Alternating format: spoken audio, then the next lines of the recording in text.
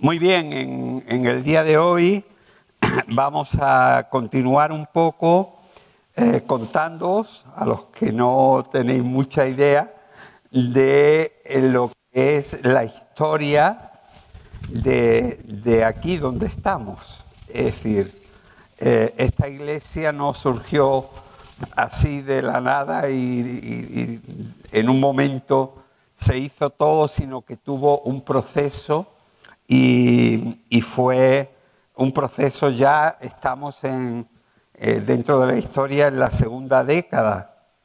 Este año cumplimos 5 décadas, 50 años de iglesia, para la gloria de Dios. Y la verdad es que estos años, los años de los que vamos a hablar hoy, fueron años en los que Dios hizo cosas preciosas, milagros que, es decir, uno no se imaginaba cómo Dios lo iba a hacer, pero lo hizo. Era la manera del Señor enseñarnos.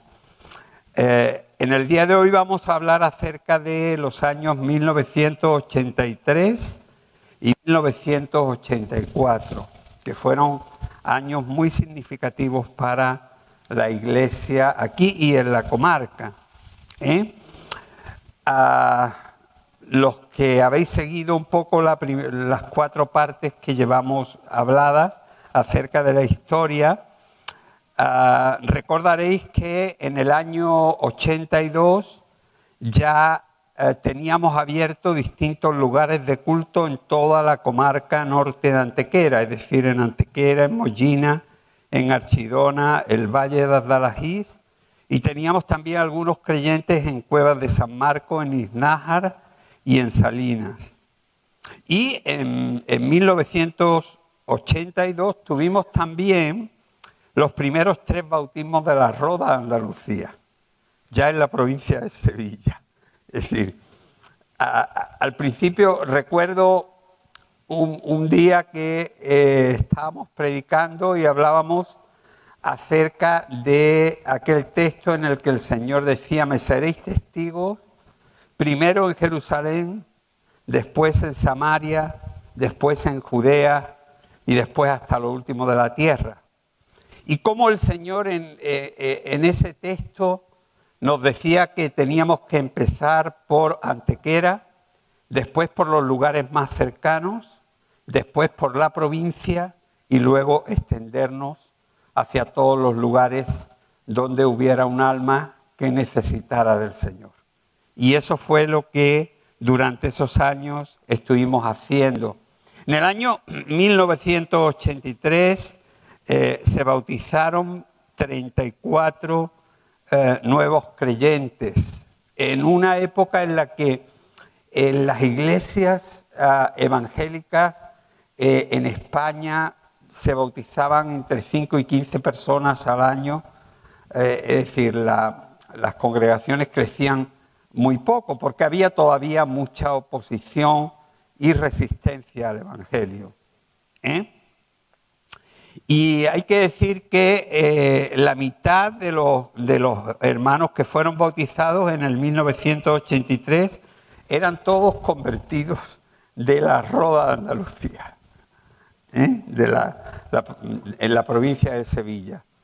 Y muchos de ellos eran familias, hoy no están con nosotros, pero de nuestro hermano Enrique y Rafaela, los que el otro día hicieron esa paella tan buena que nos salió.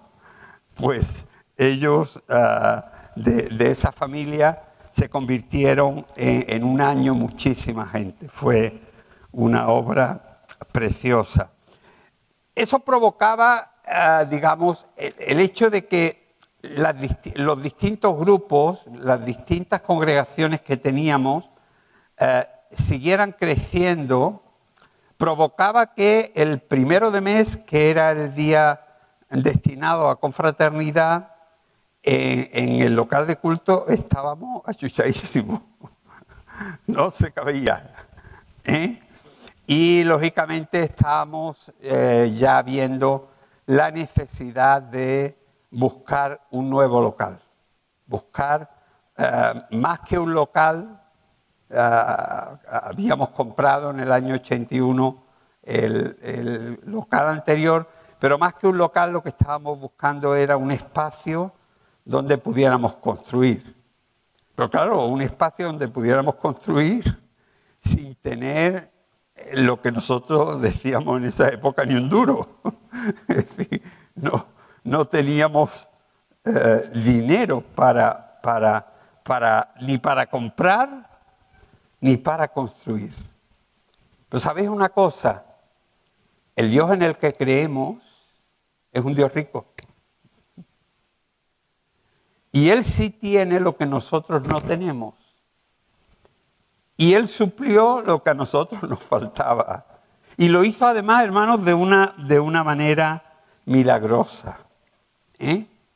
Desde el año 82 habíamos estado buscando distintos lugares y vimos concretamente 4 parcelas.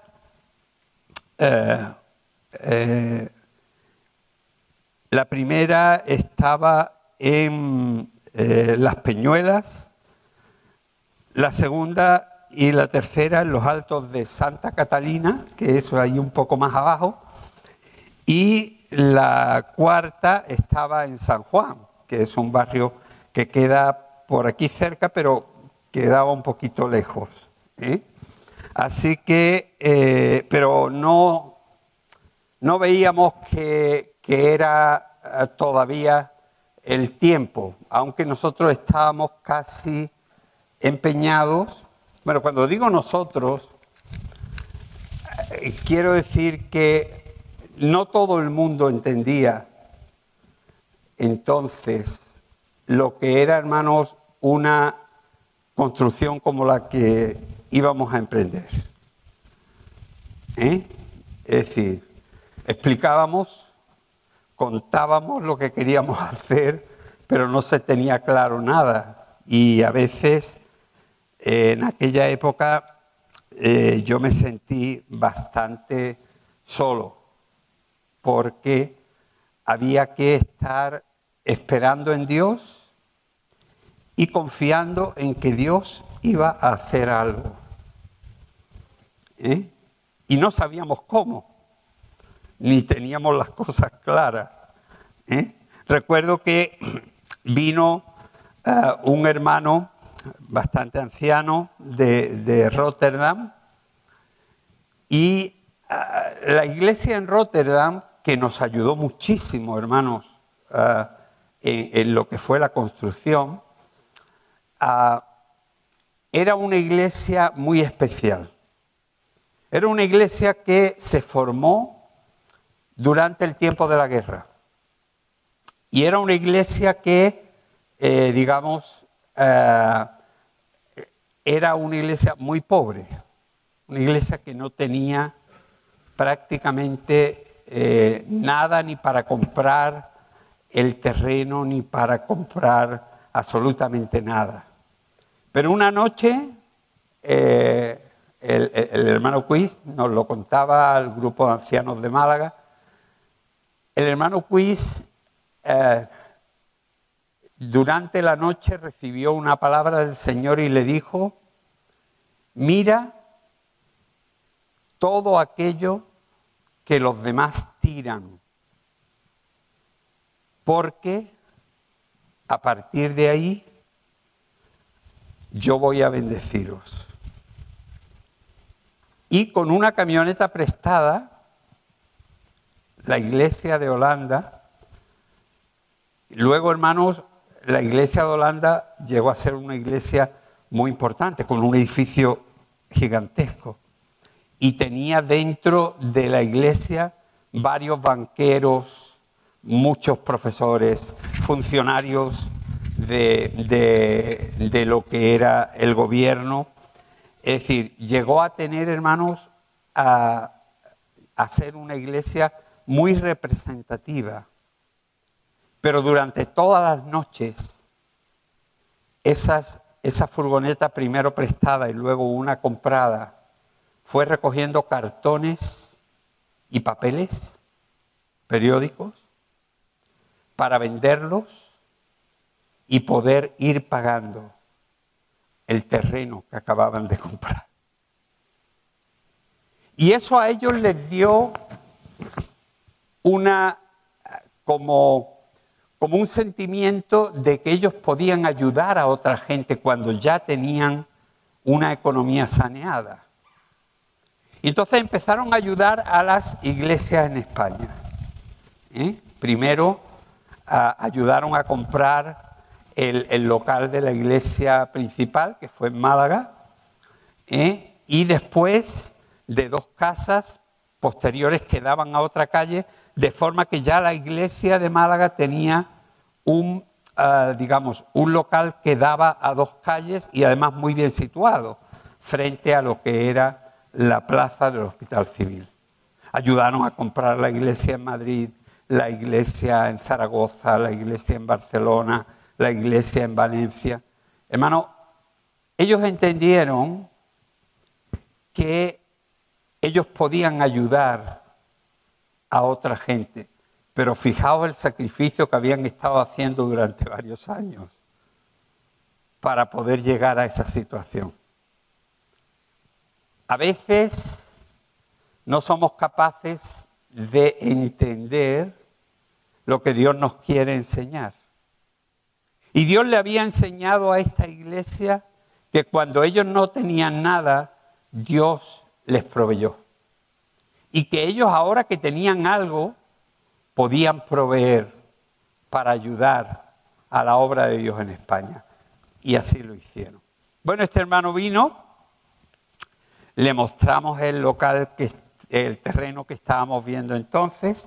Era un terreno más o menos de unos 1.500 metros cuadrados. Y cuando estábamos viendo el local, el terreno, unos albañiles nos avisan y nos dicen, miren que ese terreno ya está vendido. Y digo, pues si estuvimos hablando el otro día con el dueño, nos dijo que no, que estaba disponible.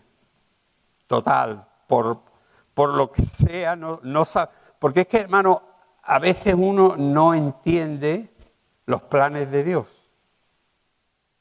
Y a veces uno piensa que bueno, ¿por qué pasa esto, no? Entonces este hermano, que era un hombre mayor y con mucha experiencia, y que también era reconocido como un profeta en muchas partes de Europa, se acercó a mí y sin mediar más palabras me dijo no. Y yo le contesté, ¿no qué? ¿No? Y él me dijo, este no es el sitio. La verdad es que yo me irrité mucho. Es decir, yo soy muy visceral y entonces me irrité mucho y decía, pero bueno, hermano, ¿por qué? Decía, no. Fueron sus únicas palabras. Y así nos despedimos, pero sin prometer ni la más mínima ayuda para lo que era ese local. Al cabo del año y medio, que ya estábamos viendo este terreno, nos dimos cuenta de lo que el Señor había hecho. Había parado el que comprásemos un terreno de 1.500 metros en el que podríamos haber construido la mitad de esto, y no tendríamos espacio para aparcamiento. Y además nos había salido casi por el mismo precio que el otro. Es decir, Dios tenía unos planes que nosotros no entendíamos. Y a veces en nuestra vida sucede lo mismo. Dios tiene un plan para tu vida, pero tú no tienes muy claro por dónde van los tiros. Y solamente al cabo del tiempo descubres el por qué Dios hizo eso como lo hizo. Porque Dios hace las cosas, y hermano, Dios hace las cosas bien. Es decir, a veces nosotros no sabemos lo que lo que Dios está haciendo. No nos damos cuenta, pero Dios sigue obrando. Como cantamos en una canción, aunque no pueda verte, tú estás obrando. Aunque yo no sepa, tú estás obrando. Y Dios está obrando. Y está obrando, hermanos, de manera muy especiales. Creo que a algunos ya conocéis que mi profesión era delineante proyectista y que por tanto tenía un cierto conocimiento de lectura de planos, ¿no? Y en ese tiempo hablamos con el ayuntamiento para ver dónde habían terrenos en los cuales pudiéramos tener suficiente espacio. Pues no queríamos, hermanos, quedarnos cortos, sino pensar un poco más allá, ¿no? Y sucedió que Dios abrió el corazón de un concejal de urbanismo que no conocíamos para nada, pero cuando yo me acerqué a él y le comenté un poco lo que estábamos planificando, aquel hombre se puso a nuestro lado y dijo: mira, es decir, en lo que yo os pueda ayudar, considerad que, es decir, que lo voy a hacer. Y nos aconsejó que solicitáramos la declaración de centro de interés social. La declaración de centro de interés social es una declaración que se da a lugares que hayan ayudado en el trabajo de transformación de personas que han pasado por circunstancias difíciles.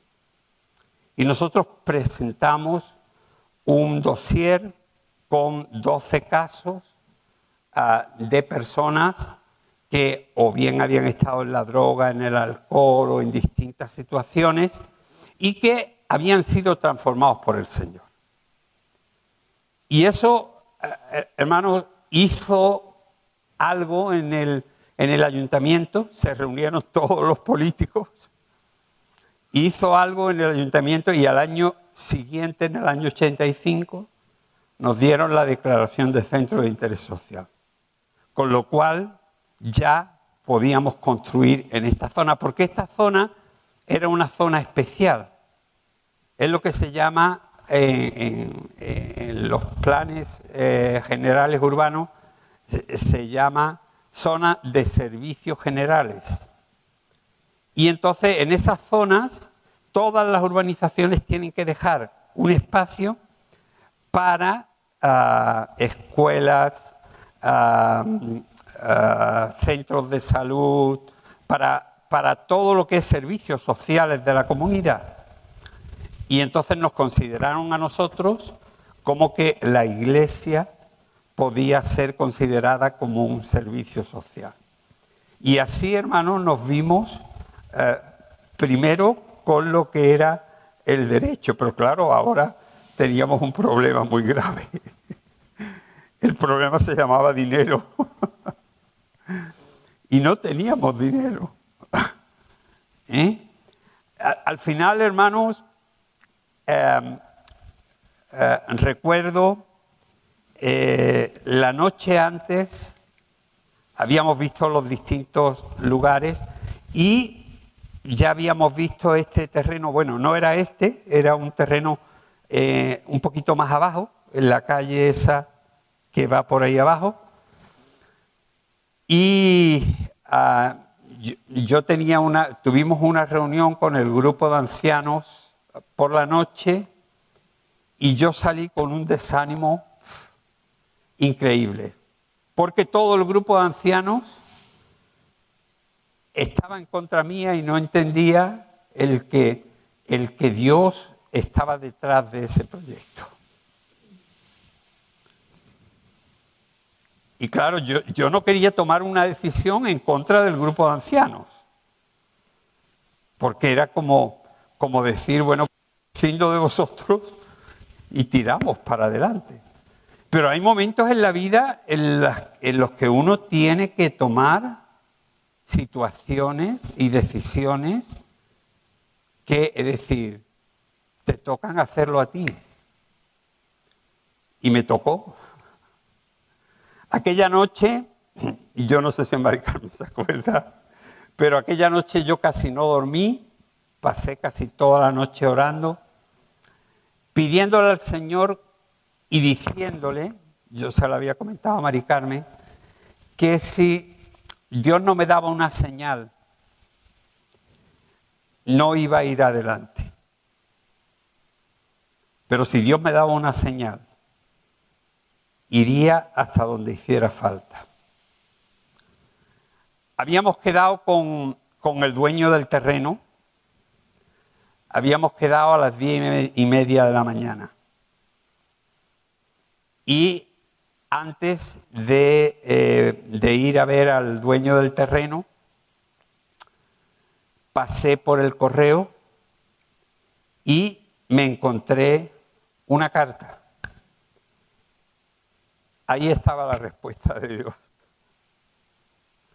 De una manera especialísima.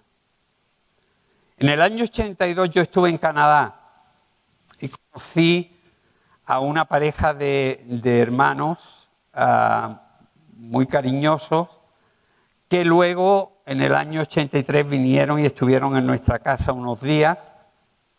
Pero esos hermanos, en todo el tiempo en que nos conocimos, nunca me escribieron.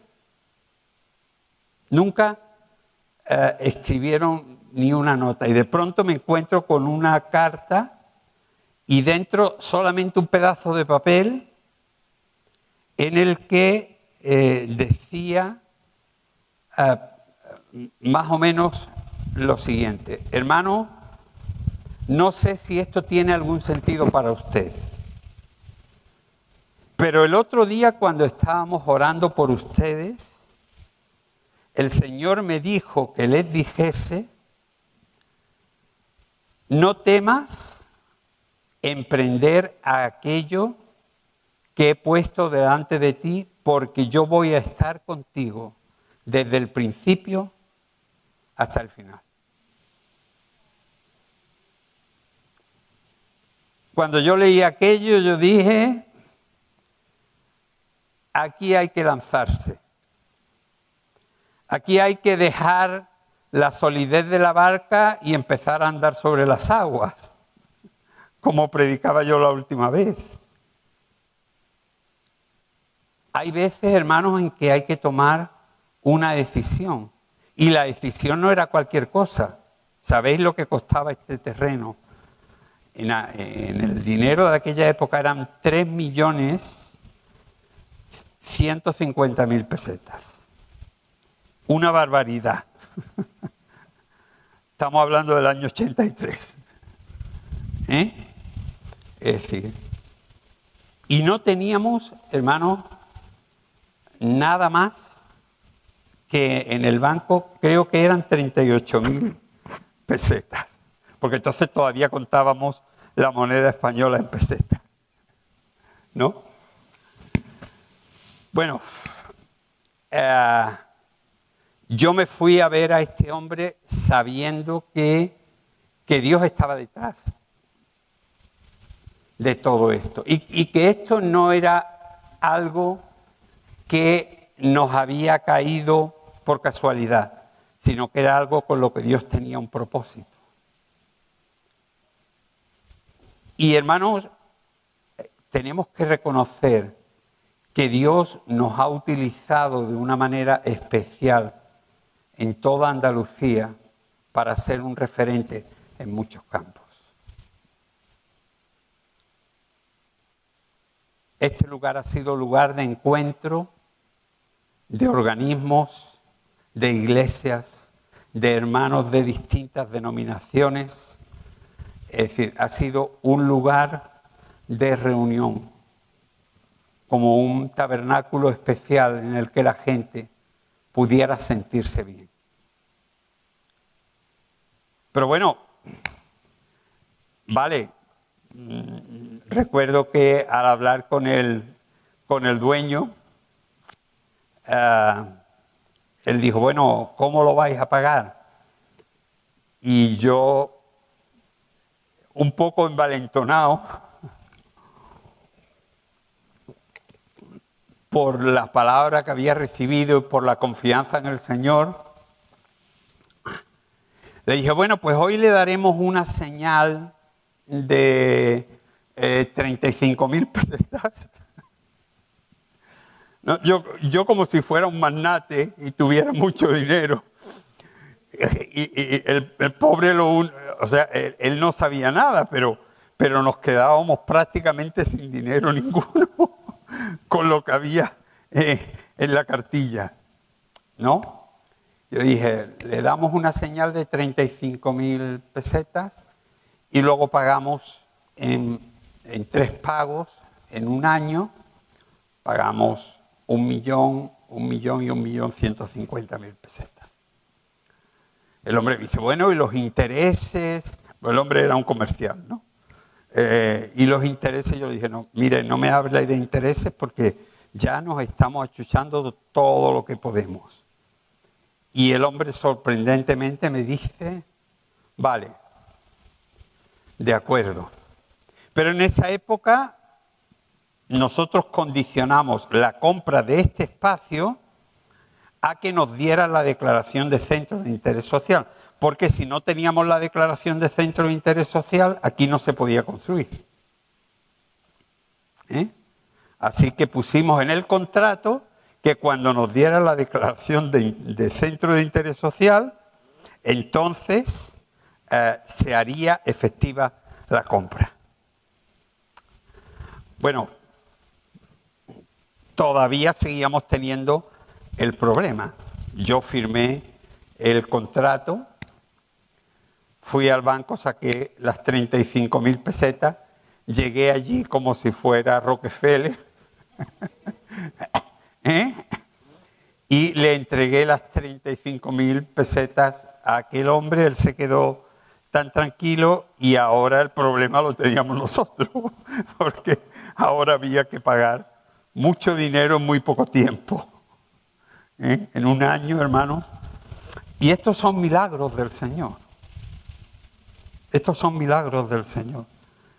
Fijaos, en esa época, un hermano que nos quería muchísimo, el hermano Esther, que había venido varias veces a España, que digamos él era el secretario de misiones de las iglesias en Canadá de las que nosotros veníamos. Ese hombre enfermó y estaba para morir. Y fijaos la forma en que Dios tiene de trabajar. Él dejó un testamento, pero él era un hombre que vivía con muy poca cosa. Él tenía una cabañita en el campo, una cabaña de madera muy bonita. Allí yo pude estar allí con él escuchándolo porque era un hombre sabio con el que tú aprendías una barbaridad.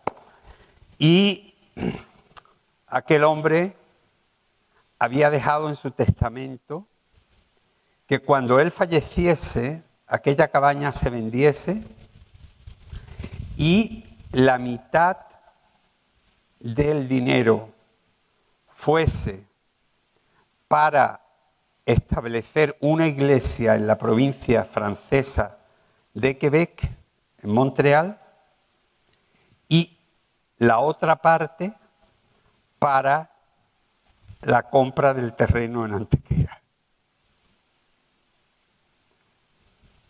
Fijaos, hermano, lo que son esos trapicheos de Dios, por decirlo de alguna manera, ¿no? Es decir, Dios a tantos kilómetros de distancia pone en el corazón de este hombre que en su testamento se deje que se venda esa parcela. Él sabía que no se iba a llevar nada y quería dejarlo a la obra de Dios. Y hermano, además lo hizo con mucha sabiduría, como buen anciano. él puso una cláusula en lo que era el testamento. La iglesia de Antequera y la iglesia de Montreal, para poder recibir la parte de donación que estaba dada, tenía que reunir la misma cantidad de dinero. Es decir, que si ellos nos daban 50 euros, nosotros teníamos que poner 50 euros. Pero si ellos nos daban 1.000.000 de pesetas, nosotros teníamos que reunir 1.000.000 de pesetas, ¿no? Con lo cual nos veíamos nuevamente frente al problema. Así que reunimos a la iglesia, solicitamos un préstamo quitando el anterior que teníamos y finalmente, hermanos, de una sola vez teníamos para pagar el primer pago y el segundo pago. ¿Os dais cuenta, hermanos? Es decir, las maneras en que Dios trabaja. Es decir, Él nos mete en un problema, pero luego nos saca. Y provee de su forma, no a nuestra manera, ni como nosotros pensamos, ni como hemos planificado, sino de una manera completamente especial.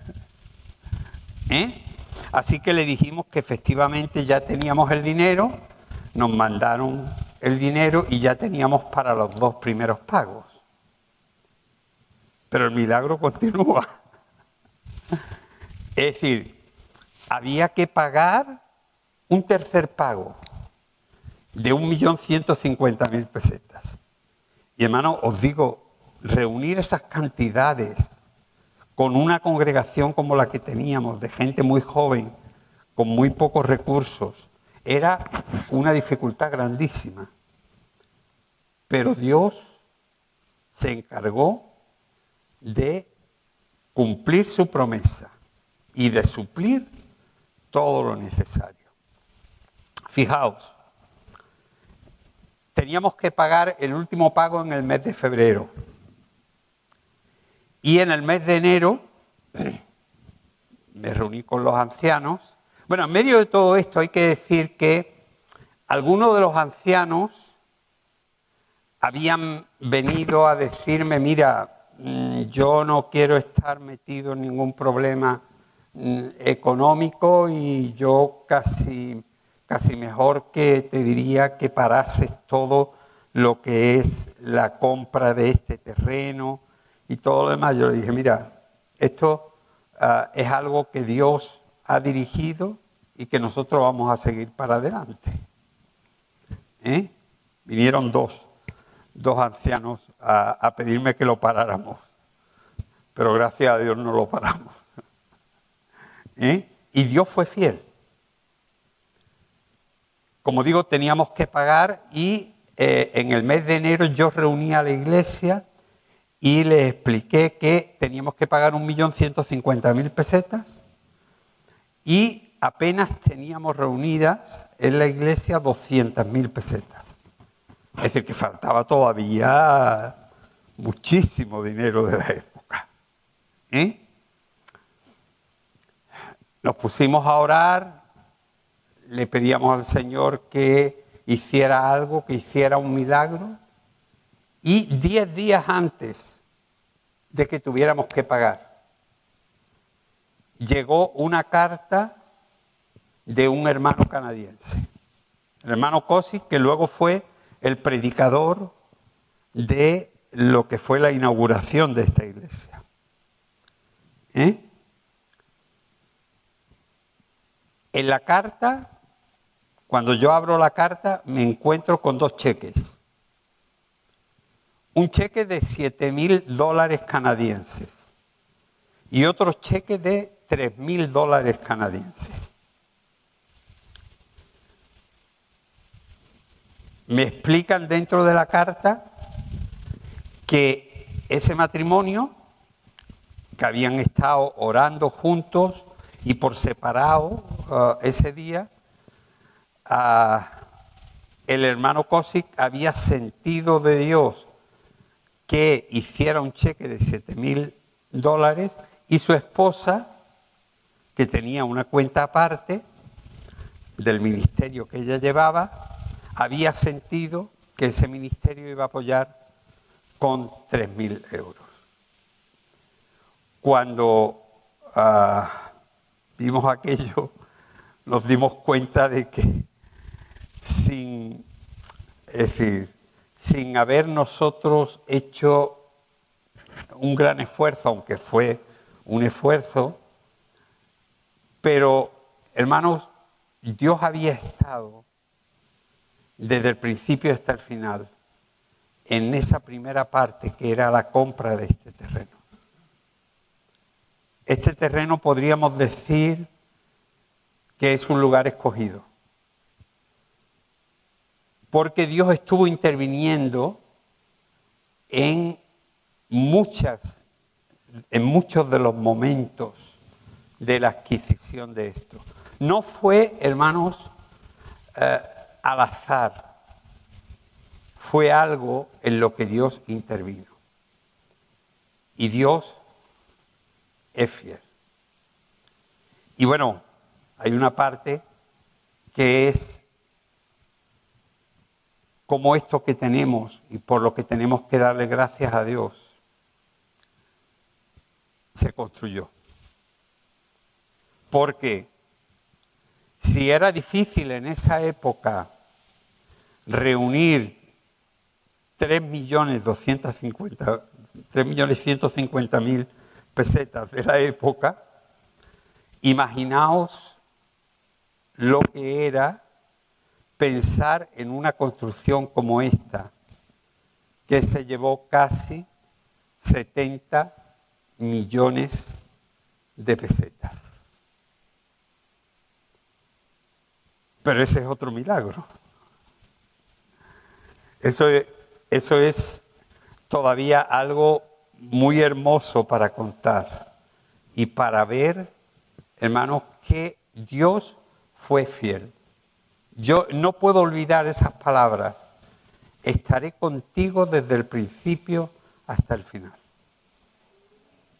No las pude olvidar ni las puedo olvidar nunca, porque Dios fue fiel desde el principio hasta el final. Y sabéis una cosa, en cuanto a la construcción, en 5 años justos,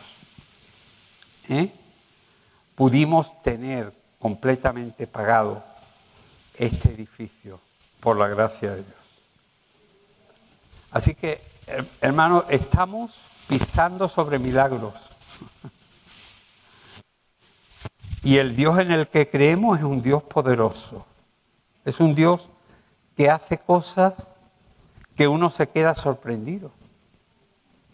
Que uno dice, bueno, parece mentira, pero es como si yo fuera colocando las piezas del ajedrez a su gusto para ganar la partida. ¿No?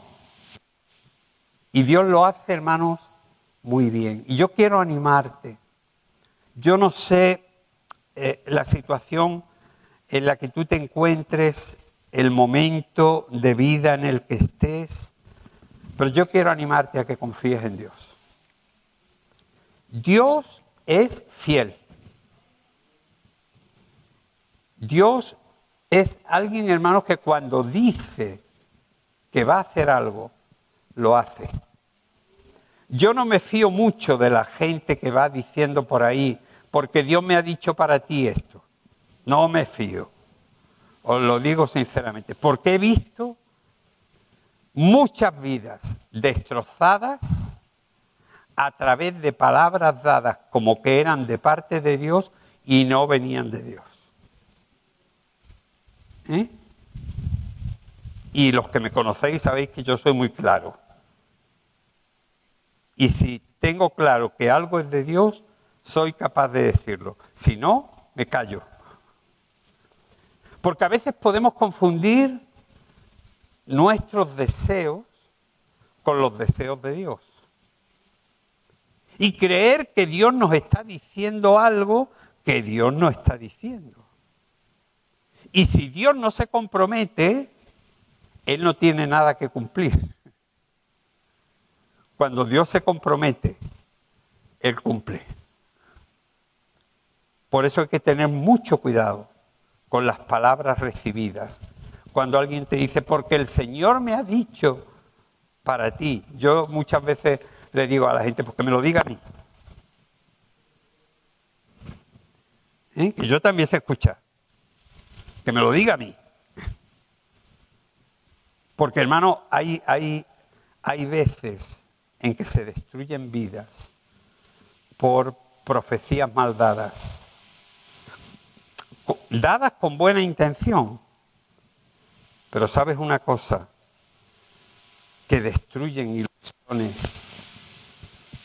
destruyen familias, rompen muchas cosas, pensando que esa es la voluntad de Dios, cuando la voluntad de Dios va por otro camino completamente distinto. Así que yo no sé la situación en la que tú estés viviendo, pero yo quiero animarte a que frente a cualquier situación pongas tu confianza completamente en Dios. Porque Él no falla nunca. Él es un Dios todopoderoso. Es un Dios rico. Es un Dios que conoce todas las cosas y que puede hacer cualquier cosa. Por eso, hermanos, es tan importante que nuestra fe esté puesta en Él. Y realmente nuestro corazón le diga, Señor, yo no sé cómo tú me vas a sacar de esta. Yo no sé qué es lo que tienes para mí. No tengo claro cómo lo vas a hacer, pero aquí estoy. Y lo que quiero es ponerte mi vida en tus manos para que tú hagas lo que tú consideres lo mejor para mí. Porque sabes una cosa, a veces nosotros le pedimos a Dios que nos haga cosas y Dios no nos hace las cosas que nosotros queremos, sino aquellas cosas que necesitamos. ¿Sí? Recuerda, no lo que nosotros queremos, sino lo que necesitamos. Cuando Jesús habló acerca de buscar primeramente el reino de Dios y su justicia, y el resto de las cosas os serán añadidas. Lo que nos está diciendo, hermanos, es decir, nosotros tenemos que estar dispuestos a recibir lo que Dios nos va a dar. Y Él, como dice el pasaje, igual que se ocupa de darle de comer a los pajarillos y de hacer crecer las plantas de esa manera tan preciosa, en la misma manera se cuida de nuestra vida. Porque Él, dice la palabra de Dios, tiene cuidado de nosotros. Y me encanta la primera parte de ese versículo de Primera de Pedro, echando toda vuestra ansiedad sobre Él, porque Él tiene cuidado de vosotros. Que el Señor os bendiga.